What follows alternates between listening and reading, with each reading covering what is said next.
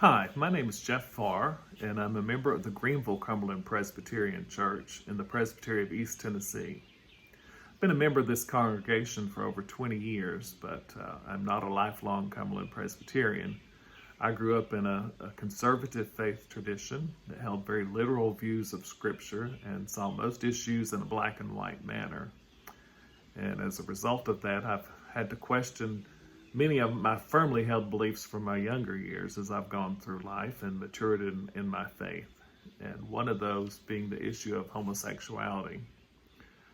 Having members of my family in that community, in the LGBTQ community, I've had to do study and decide, what does the Bible really say about this? And I can say now that I am firmly an ally of the LGBTQ community, and that I advocate for their full inclusion in the life of the church. Some of the books that I studied while I was discerning this would be, they were God and the Gay Christian by Matthew Vines, Torn by Justin Lee, and Unclobber by Colby Martin. And I recommend these books to anyone who is struggling with the scriptures that are used to oppose homosexuality. These are good resources, and I highly recommend them.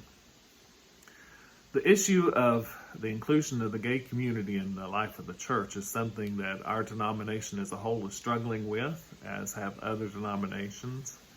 And it's concerning that this could become a wedge issue that divides our congregation and divides our denomination.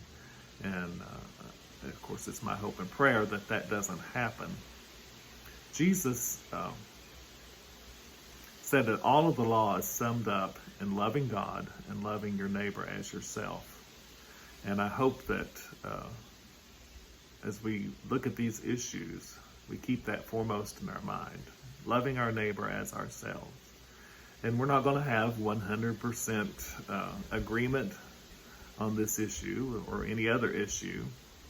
But that's one of the things that drew me to the Cumberland Presbyterian Church, is that there wasn't a demand for complete agreement on everything. There was an allowance for a diversity of belief, a diversity of interpretation of Scripture. And I think it would be sad for our denomination to go away from that and to demand, uniformity of belief. LGBTQ people, just like the rest of us, we want love and acceptance, and to know that we are supported and cared for. And we've been fortunate in our congregation. All the ministers that I'm familiar with in our congregation have been affirming and have been very loving and accepting to me and to my family, and I appreciate that. And in turn, I want to be loving and accepting of all the other people in the congregation. And my wife and I both strive to really show that to the young people in our congregation, that they can count on us. They can count on our love. They can count on our support no matter what. That, there's no conditions on that, just as God has no conditions on his love for us. I pray for our church, our local congregation. We've really not addressed this issue. I think we will have to at some point.